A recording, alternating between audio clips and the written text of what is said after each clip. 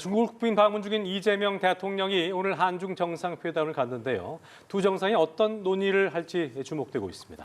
한편 미국으로 압송된 마두로 대통령이 현재 시간으로 5일, 우리 시간으로 내일이죠. 미국 법정에 설 예정인데요. 자세한 내용 봉영식 연세대 개건 교수와 이야기 나눠보겠습니다. 어서 오십시오. 어서 오십시오. 네.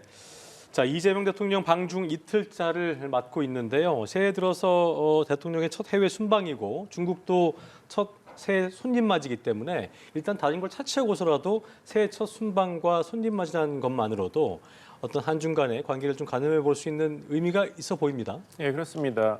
시진핑 주석이 그 경주 에이펙 정상회의에 참석하면서 이재명 대통령과 양자회담을 가졌을 때 11년 만에 다시 국빈 방문을 해서 매우 기쁘게 생각했다고 발언을 했습니다. 예.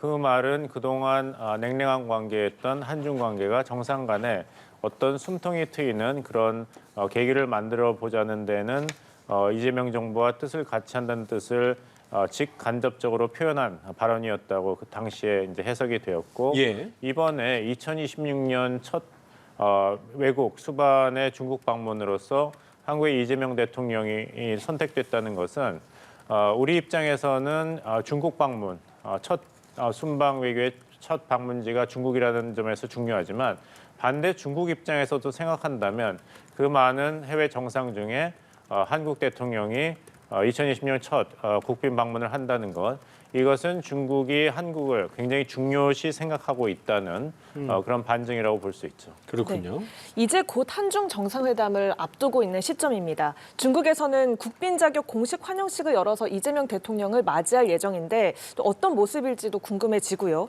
일단은 앞서서 공항에서부터 중국의 장관급 인사가 마중을 나왔잖아요. 예. 이게 중국에서는 굉장히 이례적이고 특별한 대우, 좀 극진한 대접이다라고 해석을 해볼 수 있는 걸까요? 예, 그렇습니다. 기억하실지 모르겠습니다만 이제 전임 문재인 대통령이 중국을 국빈 방문을 할 때는 한반도에서 북한과 미국이 완전 파괴, 트럼프 대통령 늙은 늑다리라고 서로 부르면서 또 북한이 계속해서 화성, ICBM을 시험 발사할 때라서 굉장히 위험한 상태였죠.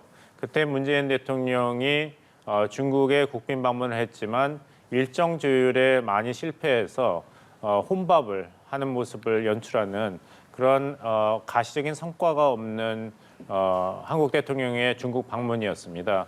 그 다음에 처음으로 한국 대통령이 이제 중국을 국빈 방문하게 되기 때문에 어떤 한중 관계에 실질적인 또 가시적인 성과가 있지 않을까는 기대가 높아지고 있는 것이 사실입니다. 예. 하지만 이제 이재명 대통령이 그때 경주 에이펙 시진핑 주석과의 양자회담에서 이야기할 때는 굉장히 그 구체적인 현실적인 그런 접근 방법을 피력했습니다. 뭐냐면 이번에 경제인 회의에서 좋은 이웃은 천만금을 주고도 살 수 없다. 병난로 얘기를 했지만 당시 경주 에이펙 회담에서도 양 국민의 근본 이익을 살릴 수 있는 한중 관계 복원과 발전 이야기를 했거든요. 네. 그러니까 이룰 수 있는 그런 실질적인 협력부터 이루겠다는 점진적인 그런 접근 방법이 그때 느껴졌고요.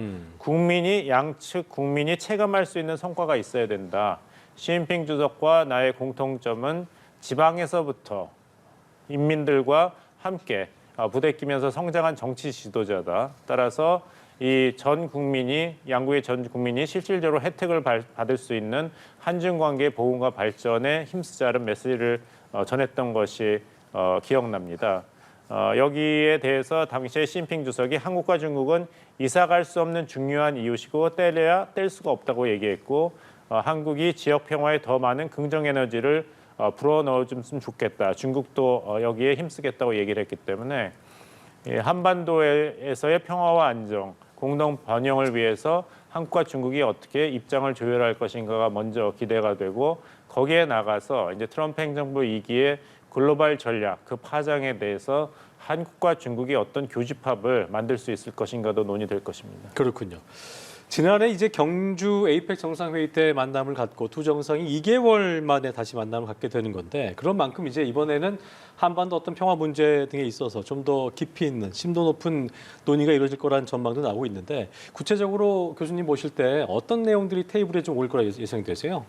일단은 이제 그 이재명 대통령이 미국 백악관에서 트럼프 대통령과 정상회담을 했을 때 이제 명확한 메시지를 미측에 전달했습니다. 예. 한국은 미북 대화를 전폭적으로 지지한다.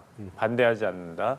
한국은 페이스메이커가 되겠고 미국의 트럼프 대통령이 피스메이커가 되기를 바란다. 이런 얘기를 했어요. 예. 그렇다면 중국에 대해서 한반도 평화의 중요한 파트너로서 한국이 중국을 어떻게 인정하느냐, 어떤 것을 기대하느냐 메시지는 미북 간의 이제 한반도 비핵화와 지역 평화를 위해서 큰 대화가 곧 있을 것으로 예상되는데 여기서 중국이 북한에 대해서 대미 견제 전략 차원에서 굉장히 강경한 입장을 무조건적으로 고수하는 것은 생산적이지가 않다. 북한과 미국이 당사자로서 허심탄회하고 생산적인 대화와 협상을 할 수 있는데 중국도 지지를 해주면 좋겠다는 메시지를 한국 측이 전달할 것으로 보입니다. 시진핑 주석뿐만 아니라 역대 중국 정부가 한국 정부와 미국 정부가 북한의 이런 핵 미사일 도발에 대해서 좀 더 책임 있는 행동을 보이고 북한에 대해서 영향력을 행사해 달라 했을 때 중국 측의 공식적인 입장은 한결같았습니다. 주체 사상에 기반한 북한은 중국의 말을 듣지 않는다. 그러니까 중국이 북한에 대해서 할 수 있는 영향력은 제한돼 있다 이런 입장이었어요.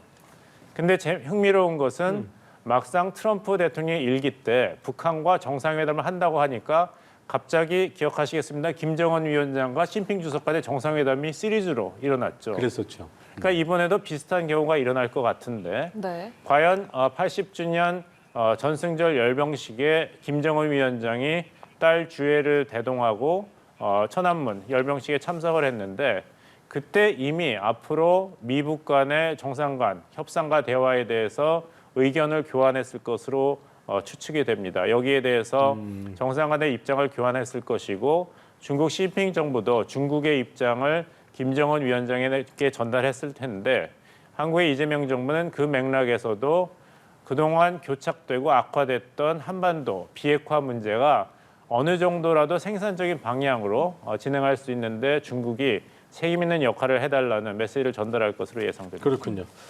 오늘 한중 정상회담에서 나올 이야기들, 그 내용들을 좀 예상을 해보자면 앞서 교착 상태인 북한과의 관계에 시진핑 주석의 역할을 기대한다라고 말씀을 하셨었잖아요. 그렇다면 앞으로 이제 4월에는 트럼프 대통령의 방중이 있고 또 이를 계기로 북미 대화의 물꼬가 트일지 이런 점이 좀 주목되고 있는 상황인데 그렇다면 오늘 한중 정상회담에서 북미 대화와 관련한 언급이 나올 거라고 예상하십니까?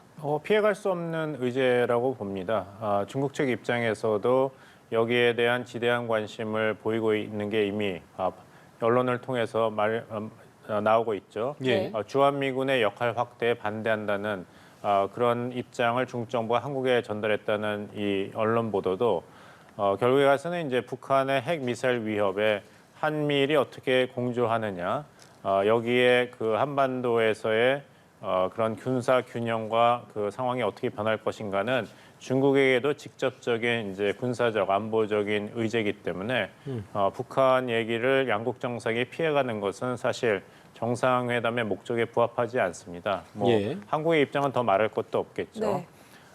하지만 또 동시에 우리가 생각해야 될 것은 과연 이 중국이 한미 안보 협력, 경제 협력에 대해서 어떤 입장을 표하거나 요구를 했을 때 우리가 어떤 식으로 반응을 해야 될 것인가.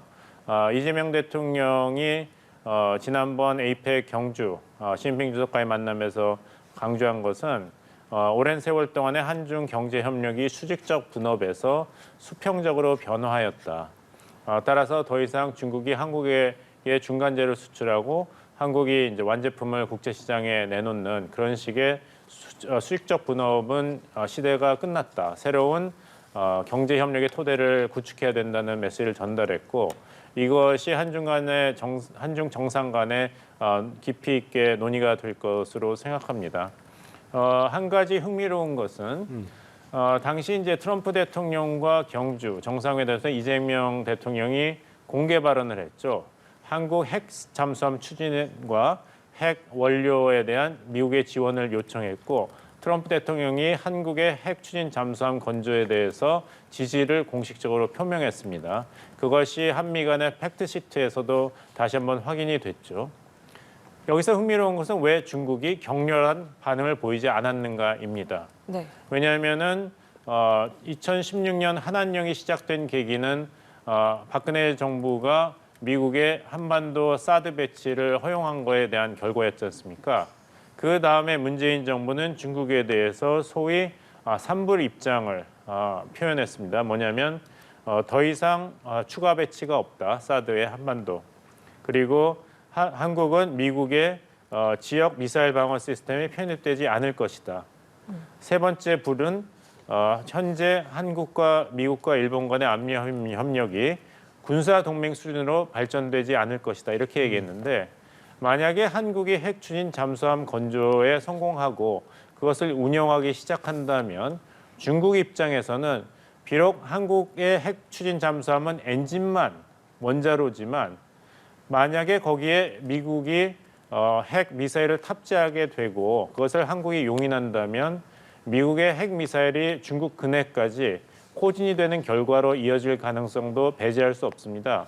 그렇다면 이 3불 중에서 한미일 안보 협력이 군사 동맹 수준으로 가는 것에 한국이 반대한다는 문재인 정부 때의 3불 정책이 없어지는 것이거든요. 예.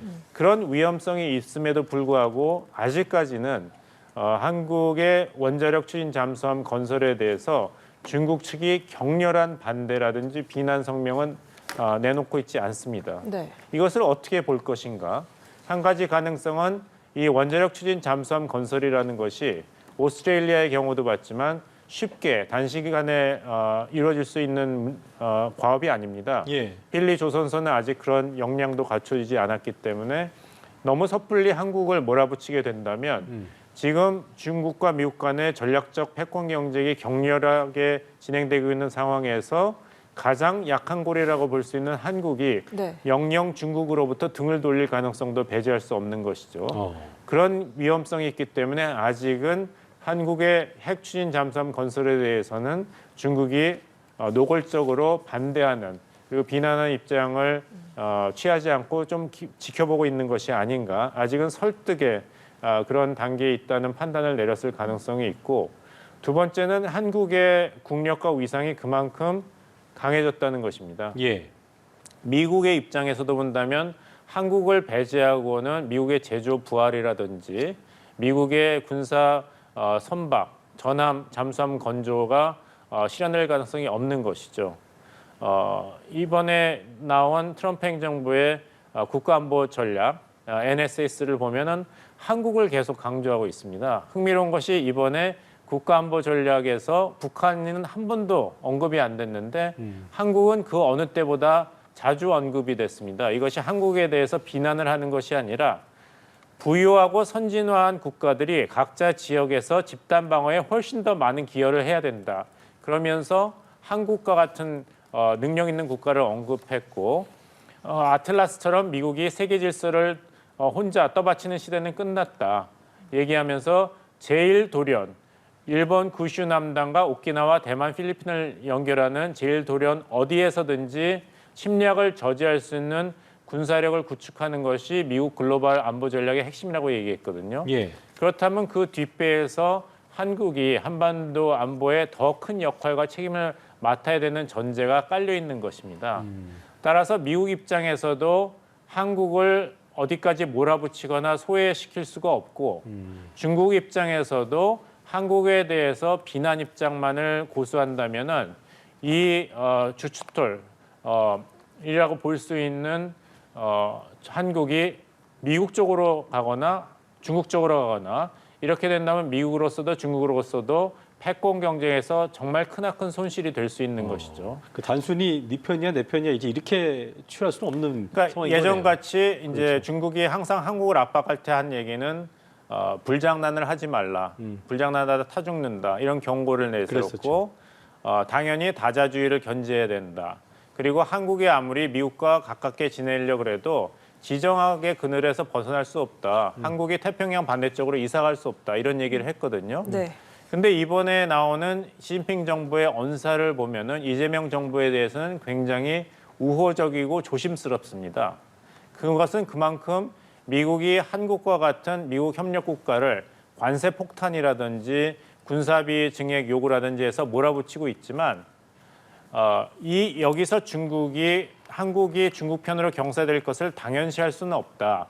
중국도 그만큼 한국에 대해서 성의를 보여야지 한국이 중국과 미국 사이에서 어느 정도 입장을 취할 것이라는 그런 전략적인 계산이 깔려 있는 것으로 보입니다. 알겠습니다. 자, 자연스럽게 주말 사이에 뜨거운 국제 이슈가 됐었던 미국의 베네수엘라 공습에 대한 얘기로 좀 넘어가 보도록 하겠습니다. 이번 미국의 공습의 명분, 거대 밀매 조직 소탕한 거대 마약 밀매 조직을 소탕한 거다, 뭐 이런 거였는데, 그리고 그 조직의 수장이 마두로 대통령이었다, 뭐 이런 내용이었는데, 한편으로 보면 베네수엘라가 중국의 원유 최대 수출국이어서 어떤 에너지 패권 등을 얻고 중국을 견제한 게 아니냐, 이런 분석도 나오는 것 같더라고요. 그것이 모두 다 정답이죠. 예. 그렇기 때문에 중국과 멀리 떨어져 있는 남아메리카에 위치한 베네수엘라에 대해서 이렇게 미국이 군사 행동을 취한 것입니다. 결국에는 베네수엘라에 들어간 이유는 베네수엘라가 미국의 안보 위협을 하기 때문도 있지만 마약 문제는 항상 모든 패권 국가가 가장 경계하는 문제입니다. 역사적으로 보면은 제국의 몰락은 내부에서 시작되지 않습니까? 그 중에 하나가 마약입니다. 중국의 역사가 그걸 잘 얘기하고 있죠. 청나라의 몰락이 아편으로부터 시작됐지 않습니까?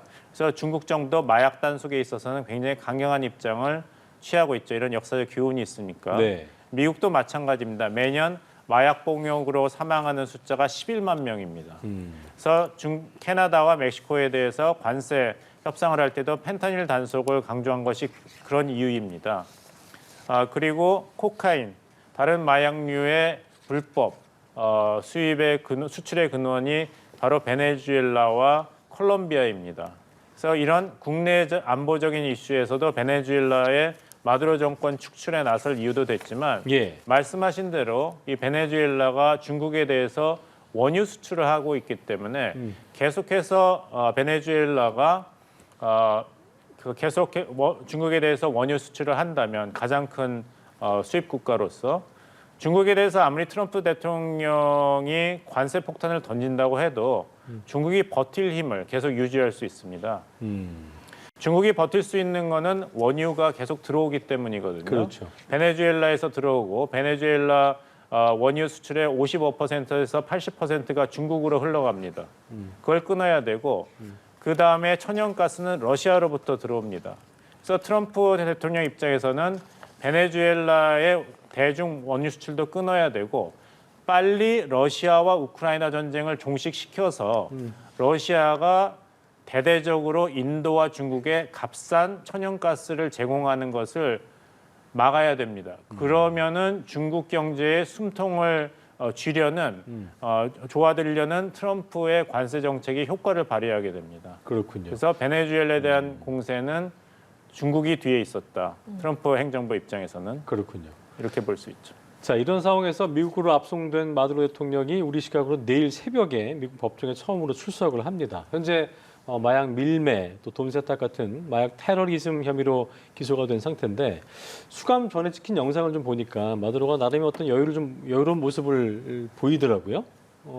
법정에서 어떤 모습일지 궁금한데 어떻게 좀 예상하세요? 그렇습니다. 재판 시작하기 전하고 재판 시작했을 때 피고인의 모습이 많이 달라지는 것을 우리가 종종 볼 수 있습니다. 마두로 대통령이 사실 크리스마스 때는 대대적인 이제 축하 행사를 하면서 나 여기 있으니까 미국인들이 잡아가려면 잡아가라 이런 호언 담당을 했죠. 근데 정말 잡아갔습니다. 마두로 대통령 입장에서는 두 가지를 가지고 자신의 체포 그리고 이런 재판이 잘못됐다고 주장할 것 같아요. 왜냐하면 선례가 있습니다. 아버지 부시 때 마약 밀레의 총책으로 미국이 현상금까지 걸었던 미구엘 노리에가 파나마 방위군 총사령관을 파나마에 들어가서 체포해서 마이애미 법정에 세운 적이 있습니다. 그때 노리에가 사령관의 변호인단이 두 가지 이유를 들어서 재판 무효를 요구했습니다. 하나는 이 외교관계에서 타국의 정부 수반에 대해서 면책 특권이 주어져야 됩니다. 예. 그래서 그 당시에 노리에가 사령관이 내가 파나마의 실권자인데 그래서 미국은 면책 특권을 줘야 된다. 재판을 진행해서는 안 된다. 이렇게 주장을 했어요.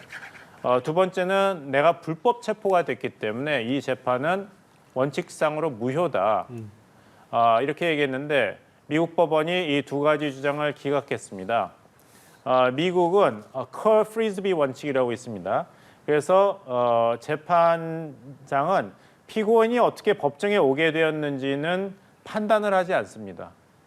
그 피고인이 제 발로 걸어서 법정에 왔든지 예. 납치돼서 끌려왔든지 법정에 들어오면 재판은 시작됩니다. 그래서 그것을 기각했고 두 번째 국가원수 면책권에 대해서는 노리에가 당신이 파나마의 실권자인지 모르겠지만 대통령이 아니니까 정부 수반이 아니고 그래서 인정할 수 없다. 그럼 마두로 대통령 어떻게 되냐? 대통령 아닌가?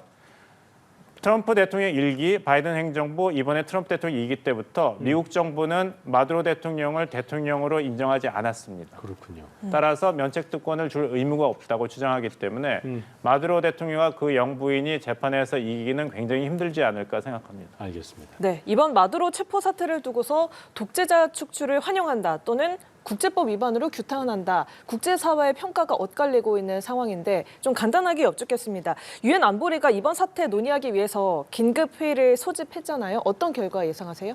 아무 결과도 나오지 않을 것입니다. 왜냐하면 미국이 거부권을 행사할 수 있을 것이고 아까 말씀드린 1979년, 80년 파나마 사태 때도 거부권을 행사해서 안보리가 아무 역할을 하지 않았기 때문에 예. 결국에는 이것은 과연 이 정치적인 불안정이 확대되느냐가 미국한테는 중요한 것이지 이 국제법 위반 준수 문제는 굉장히 지엽적인 문제다. 트럼프 행정부에게는 이렇게 보입니다. 알겠습니다. 지금까지 국제 이슈 봉영식 연세대 개공 교수와 함께 짚어봤습니다. 오늘 말씀 고맙습니다. 고맙습니다.